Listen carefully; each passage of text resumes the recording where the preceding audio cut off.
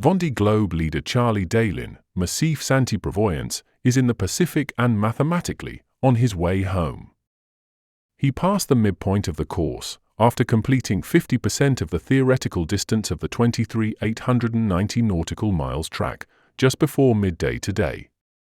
Speaking to the Vendée Globe today, he sounded relieved and pleased, more so to be in the Pacific, which seemed set to be kinder to him and those just behind him than the Indian Ocean was. Daly smiled in the dark of the Australasian night. It is all good here in the Pacific Ocean, very happy to be in this one.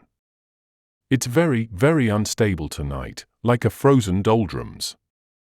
We've got hail squalls and 40-knot wind squalls and very unstable wind that's shifting a lot in direction. So it's not an easy night. Ahead of me it looks like a pretty nice stretch for a while. Medium to not very strong downwind VMG sailing, quite a lot on starboard by the looks of it. Then there's a storm we might get just before Nemo Point, but until then I've got 6 days of not too strong conditions, which is a good introduction to the Pacific, but maybe a stronger low pressure in a week's time. Behind him those chasing in his wake, from Thomas Rouillant, vulnerable, 4th, to Clarice Kramer, L'Occitane en Provence, 13th, are expected to regroup and will have to be patient in the face of a growing ridge of high pressure blocking their path under Tasmania. On Friday 13th, Rouillant's luck is the most miserable, already slowed in the growing light winds hurdle. Sitting atop the coach roof of his IMOCA vulnerable, looking dejected on a flat sea with under 10 knots of wind, whilst the podium posse were moving ever further away from him, the skipper who had some of the worst luck on the 2020-21 race when he lost his portfoil early in the Indian Ocean, and then was displaced out of the top 5 by sailors who received time compensation, mused. It is the worst-case scenario for me. I thought I would pass the high-pressure ridge easily, but I'm stuck in it. I have less wind than I expected. I won't now succeed in getting across it. The boats behind me will go around. Me, I'm in it, and the leaders will get away. I thought I would have 15 knots and manage to get to the other side, but it's not the case. The ridge is going with me. And the high pressure which is forming under Tasmania, I can't manage to get myself to the east of it. So a few complicated days ahead for me. Nicholas Lundven, Holcim PRB, 6th, is also one of the first to be slowed down, but, as ever, he remains quite zen and objective. If you let yourself get frustrated by this, you will be frustrated all the time, every day. The calm zone is developing to our south, and another one is coming up behind. The idea is to try to position yourself as best you can, but it's not easy. If you go north, you have to cross it again. We're watching the situation develop carefully. It should keep us busy all weekend and bother us all the way to the south of Tasmania. Guillaume Verdier, who, with his team, designed the top 2 boats in the race at the moment, Daly's, Massif Saint-Prévoyance, and Seb Simon's Groupe du Broye, formerly the Ocean Race winner 11th hour, said of Charlie, I guess his job is to not burn himself, not damage the boat. When you drive like he does, he must not overheat, and must just keep going. So it's a job of patience and strategy and tactics. He seems to be good at it. We are really happy the way it goes. Unfortunately, for Seb Simon, he's got one foil damaged. It's a real shame. He was really impressive, and I'm very happy that it didn't damage the rudder or any other things, as this part of the structure detached from the boat. And explaining how he thinks Simon's performance might be compromised, he said, it looks okay downwind, and still he suffers a little bit. He must be healing a lot more and must change the trajectory a little bit. He must have 2 polars running on his software, but it will be healing at 25 or 30 degrees when reaching, instead of 7 or 10. Voilà, donc actuellement, on navigue sous J2 de riz. Le bateau il est en config un peu gros temps. Voilà, ça va vite. Ça va vite, ça va très très vite. Ah la vache. C'est un peu humide aussi, mais voilà, ça fait le job. On devrait attendre plutôt 40 nœuds, là il y a 30 établis. Donc c'est plutôt pas mal. Voilà, il y a 33 nœuds devant. On voit en bas à gauche en rouge, 34 nœuds devant, on a 30 nœuds, ça dépend. Voilà, ça va bien. La mer est formée là, ça y est. Donc on a ce bord là, jusqu'au waypoint là-haut là, donc il y a 280 000 à tenir. Après il faut empanner. Alors, moins d'air là-haut. Et après on va faire une route un peu directe, donc c'est plutôt pas mal. Voilà, c'est sport, la mer est engagée. Mais bon, voilà, c'est pas le vent qui est gênant, c'est vraiment la mer. On va essayer de faire un peu attention au bateau, préserver le matériel quand même, aller vite mais sans faire n'importe quoi. Puis voilà, bah là c'est en mode essayer de s'accrocher, de faire sa vie à bord. Voilà, il fait bon à bord là pour le moment, donc c'est cool. Et voilà, je voulais vous montrer un peu les conditions dans lesquelles je navigue actuellement. J'ai Isabelle qui est pas très loin, qui est légèrement au vent, elle doit être à une vingtaine de milles au vent là. Jean qui est un peu plus au vent et devant aussi, mais voilà, ça s'est bien rapproché là depuis hier, donc c'est cool. Puis voilà, il est de give up, hein? À donf!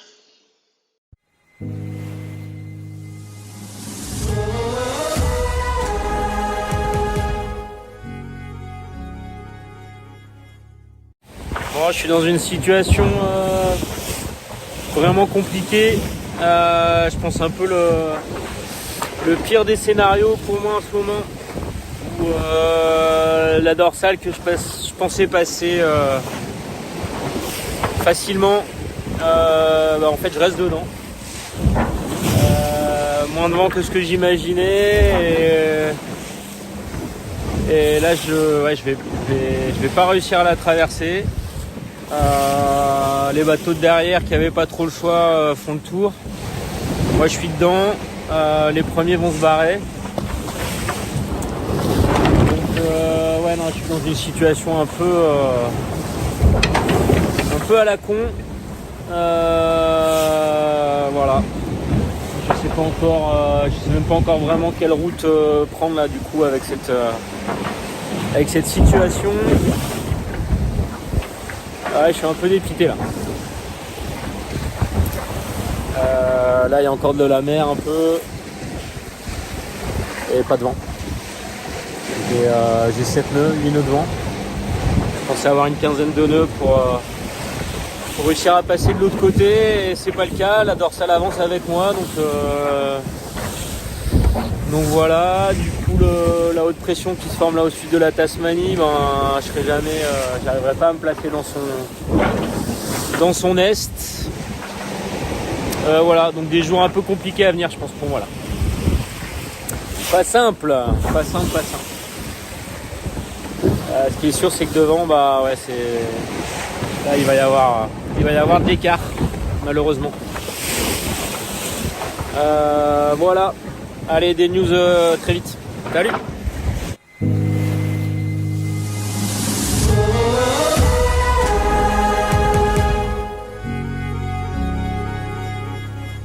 Cette semaine, Sam a passé le 2e cap du Vendée Globe.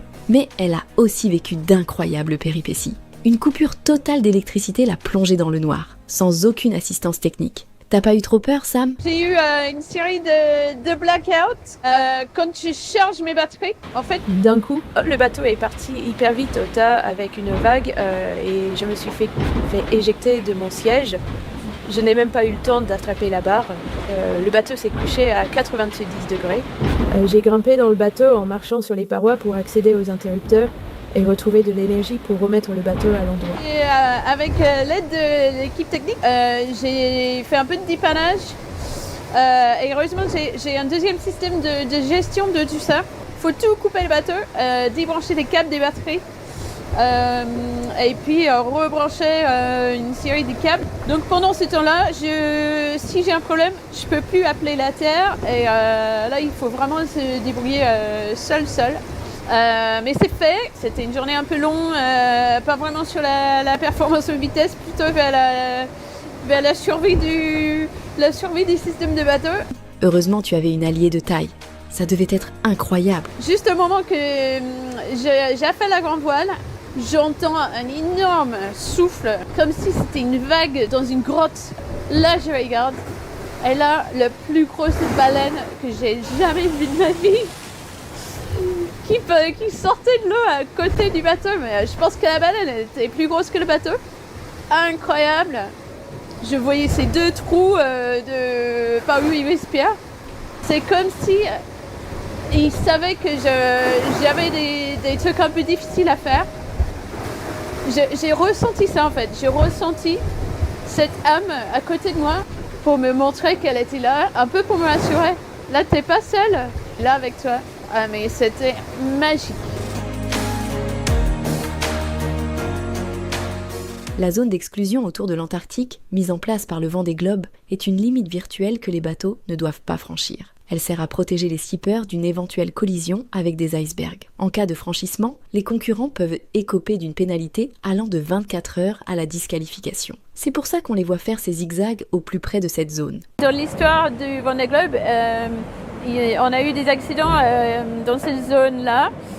Donc c'est les autorités australiennes qui sont nos sauveteurs. Ils ont demandé de pas trop éloigner de l'Australie pendant qu'on passe, que si jamais on a un problème, ils peuvent venir nous chercher plus facilement.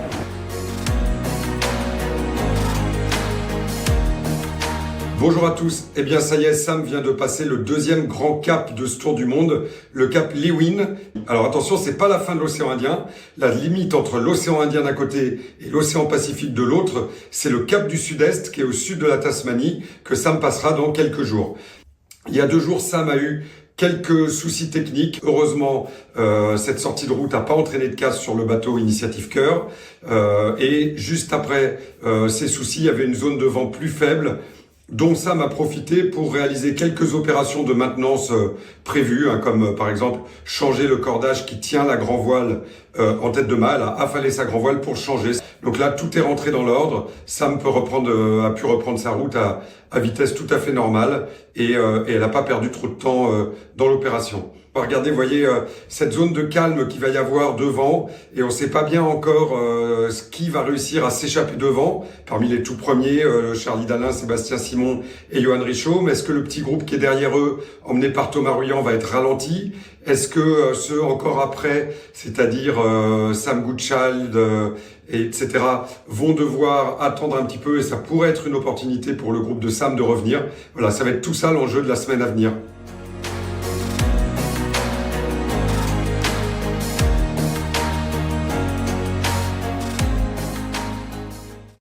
Rien n'est impossible, mais ils sont très loin. Pour l'instant, dans le mer du Sud, ça va pas être possible parce qu'on navigue tous dans les systèmes météo qui se suivent. Après, dans l'Atlantique, il y a moyen de rattraper, mais rattraper 1200 000, je trouve que c'est dur. Et en plus, les premiers sont très forts, donc ils vont pas faire de bêtises. Ils vont pas se laisser faire. Donc, difficile, je pense. Mais peut-être c'est possible de rattraper le groupe qui est juste devant. En tout cas, je garde l'Agnac pour être vraiment au taquet dans l'Atlantique où il y aura peut-être des opportunités pour en faire un petit remontada.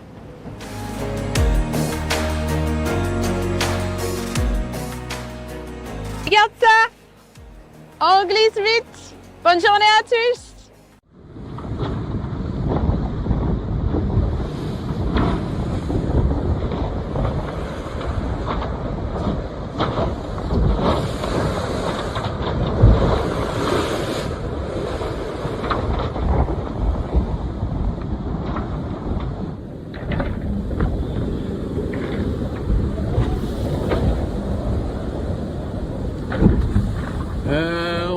J'ai arraché un bout de rail et voilà.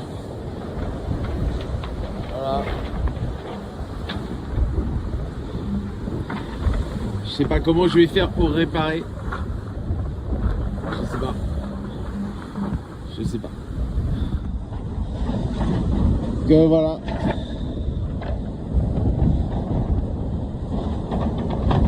Ça a carrément arraché les hélicoïdes et tout là.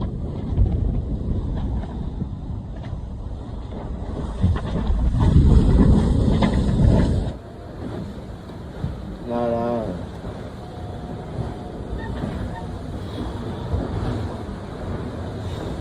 Là, je sais pas comment je vais faire pour réparer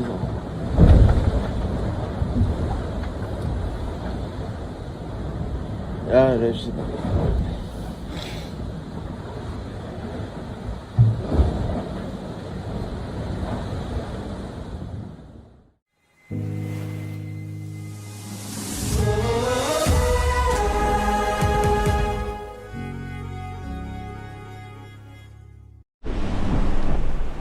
Hello.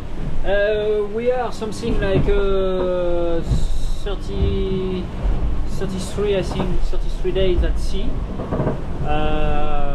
Almost halfway. We are sailing now just under Australia. Tomorrow, I think, tomorrow or maybe Sunday, tomorrow Saturday or Sunday, I don't know.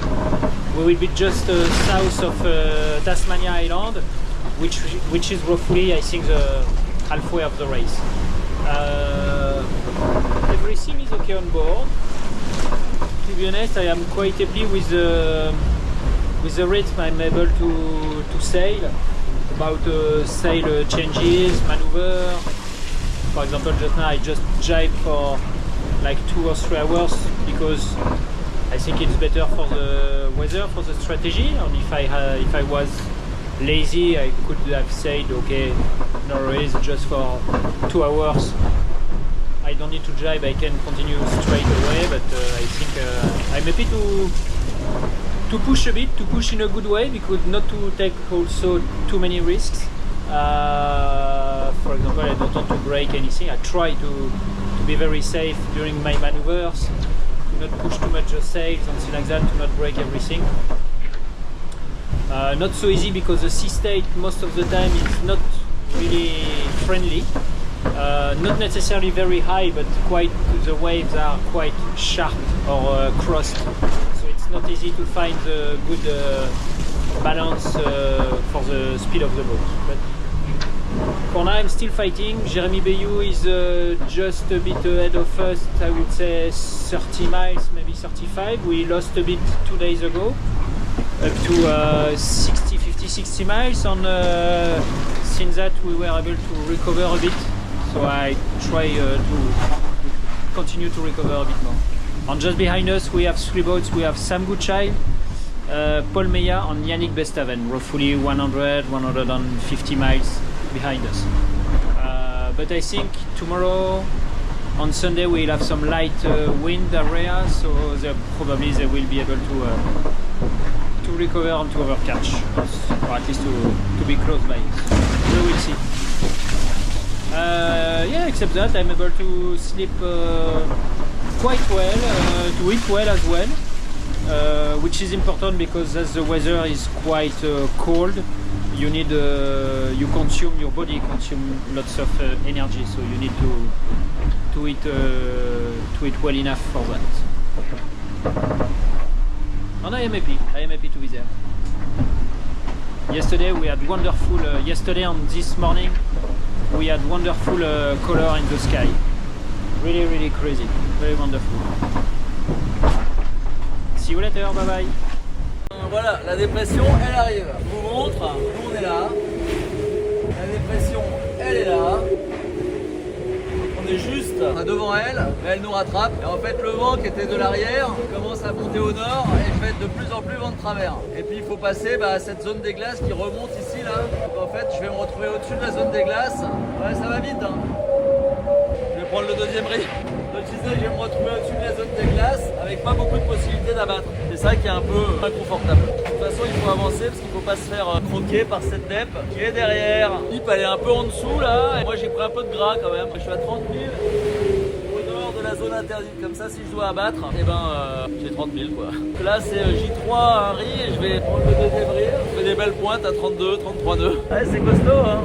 Ça va être le plus fort, ça va être dans 5 heures. Avec le vent de nord en plus, ce sera le plus inconfortable. Et normalement dans 12 heures, on est sorti des ronces. Allez, bonne journée.